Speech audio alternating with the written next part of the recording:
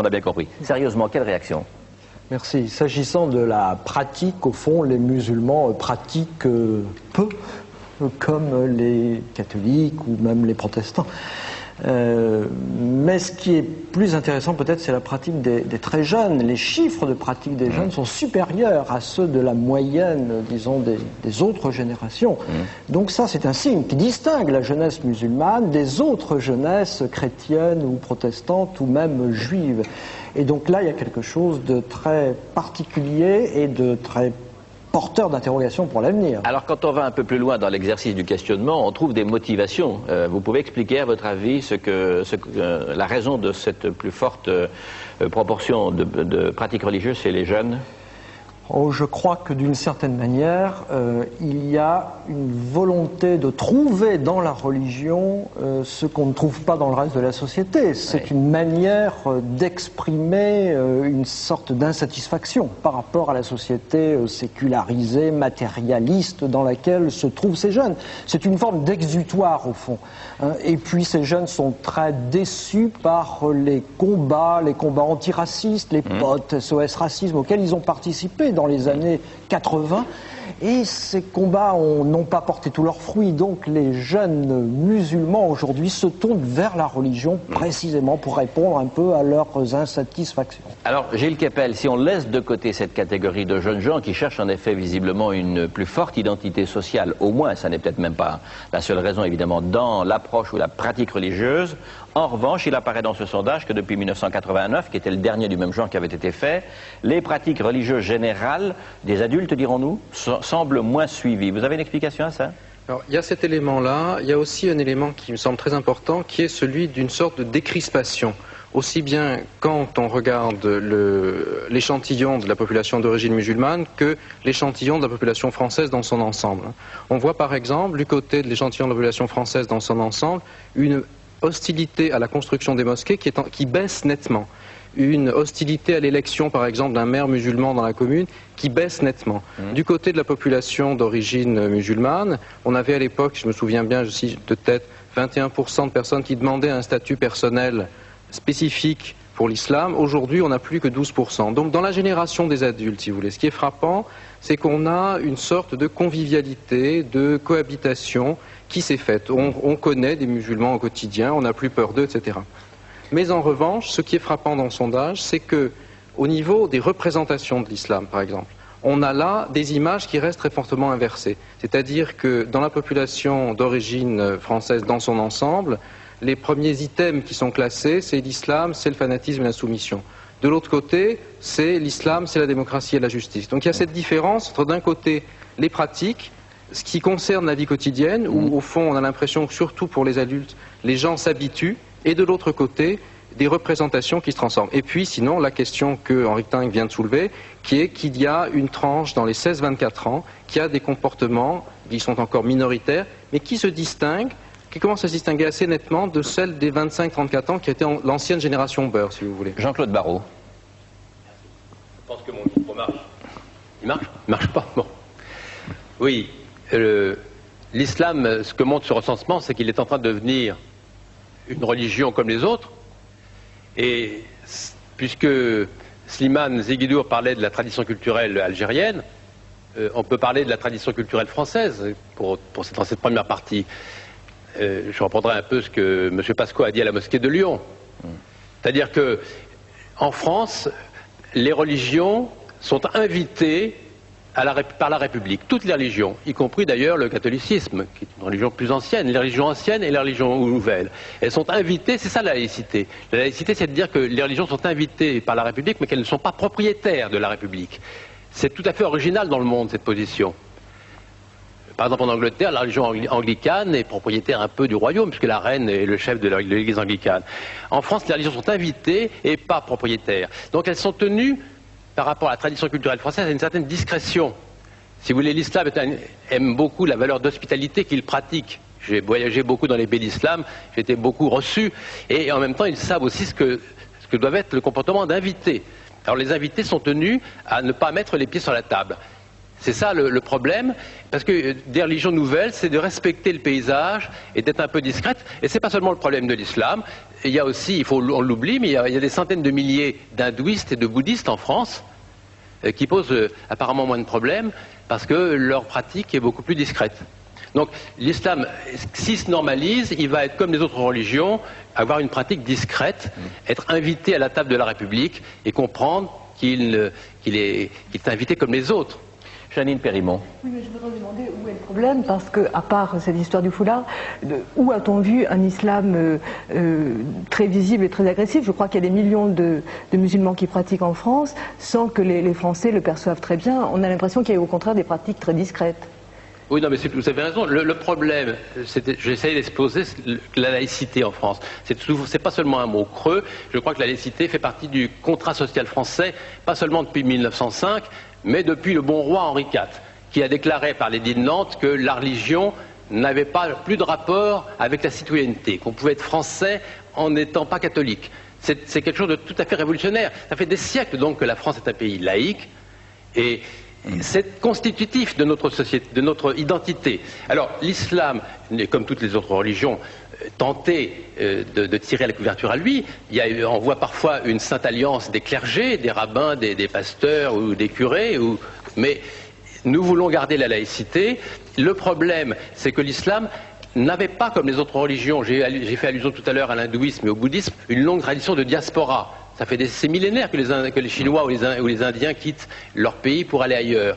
L'islam n'avait pas l'habitude d'aller ailleurs. Et l'exception qu'a souligné Slimane Zeguidour, qui était en effet que sous la colonisation, il y avait des millions de musulmans sous l'autorité française, n'en est pas vraiment une, puisqu'en fait c'était une exception coloniale, c'est-à-dire de domination, et non pas d'immigration. Je vais vous présenter quelqu'un qui d'une certaine façon est assez symbolique des résultats de l'étude que nous avons fabriquée, Le Monde RTL et nous, et qui est vous-même, mademoiselle Soraya Nini. Vous êtes française, vos parents sont algériens, vous êtes arrivés en France, ils sont arrivés en France, pardon, en 1954, donc avant votre naissance, et vous avez 10 frères et sœurs. Alors d'abord, première question, est-ce que vous vous sentez d'abord française?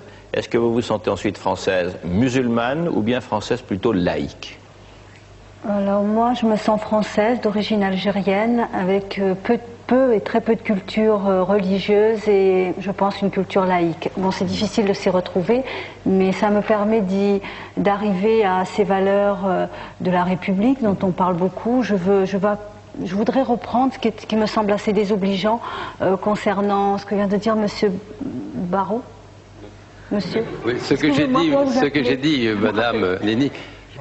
Jean-Claude Barrot, voilà. Je veux simplement dire... Non, ce que j'ai dit ne concerne toutes les religions, hein, pas seulement l'islam. C'est la laïcité française. Les religions sont invitées à la table de la République. J'ai bien compris, mais à un moment donné, vous disiez qu'il fallait que l'islam de France comprenne qu'il ne fallait pas qu'ils mettent les pieds sur la table. Non, ça s'adressait à toutes les religions. Hein.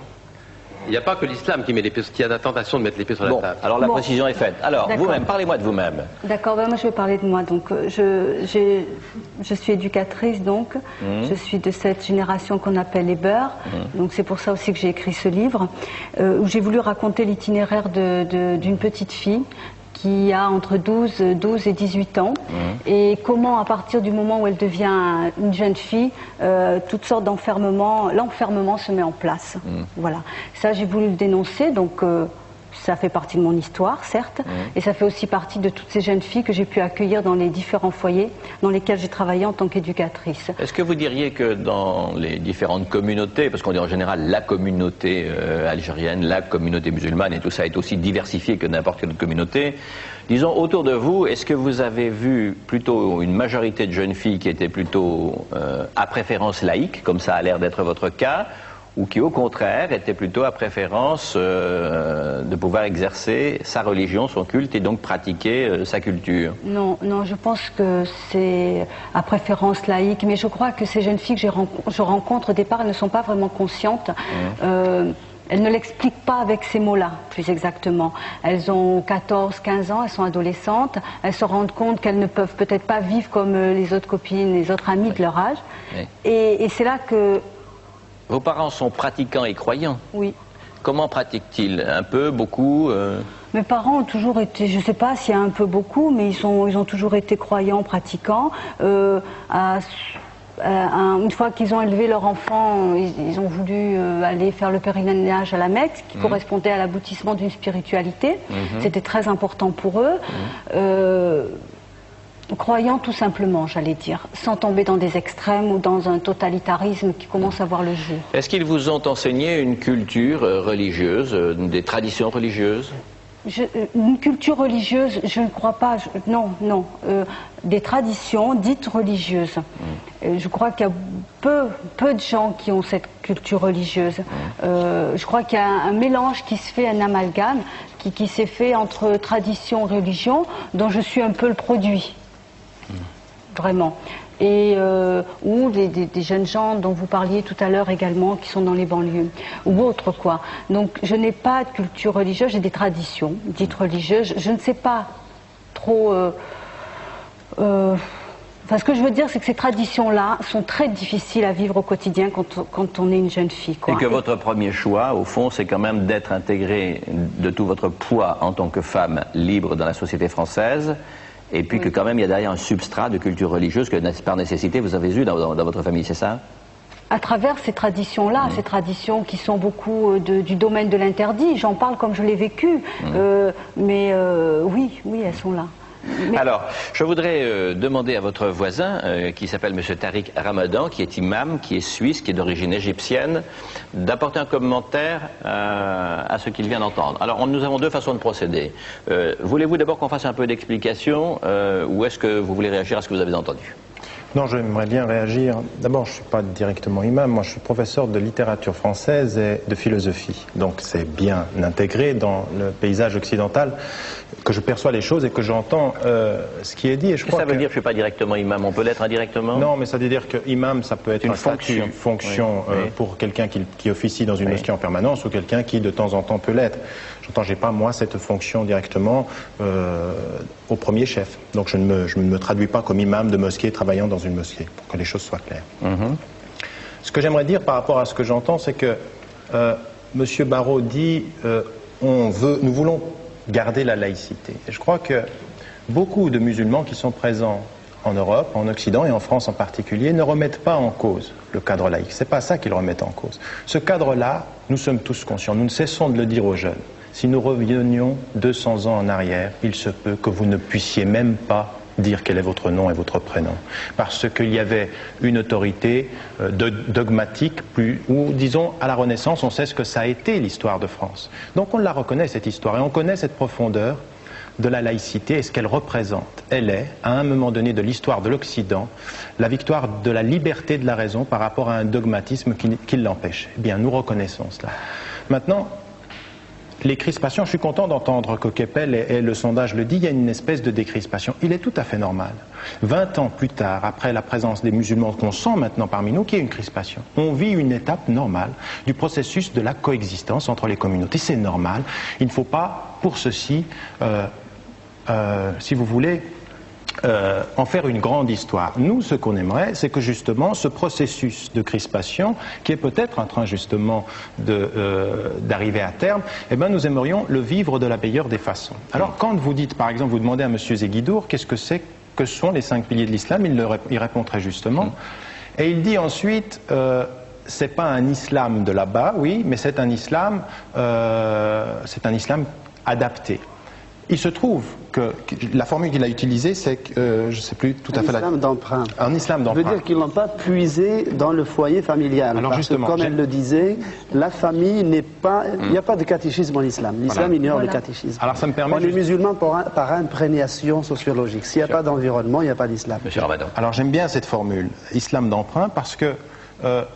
elle correspondrait à l'idée qu'on pourrait avoir qu'il y a un islam qui est lié à la tradition des pays d'Afrique du Nord et qu'on devrait exporter tel qu'il est. Alors j'aimerais dire par rapport à cela que l'islam c'est 5 piliers, c'est une vie, et que par rapport à la tenue vestimentaire pour une femme ou pour un homme, il y a la décence, il y a le voile qui est une obligation, on va peut-être en parler tout à l'heure, et par rapport, qui est une obligation, mais j'aimerais préciser qu'il n'est pas une contrainte, qu'une femme qui décide de le mettre, elle a le droit de le mettre. On ne peut pas obliger une femme à le mettre, c'est ce que nous disons de façon quotidienne. J'aimerais terminer sur un point, de ce point de vue-là, Ça veut dire qu'on peut tout à fait, je suis habillé comme un occidental et je suis musulman, je n'ai pas besoin de mettre une djellaba. Ceux qui disent ceci sont une petite minorité des musulmans. Et une femme qui s'habille selon 2 principes islamiques, pas trop moulant et pas transparent, elle s'habillera comme elle le veut du point de vue de l'islam. Elle peut vivre en Occident de façon complètement libre. Ce n'est pas un islam d'emprunt. Alors, votre intervention, et on mesure bien quelle qualité intellectuelle vous avez, monsieur, parce que vos mots sont extraordinairement mesurés et choisis par rapport à l'auditoire général, ont provoqué toute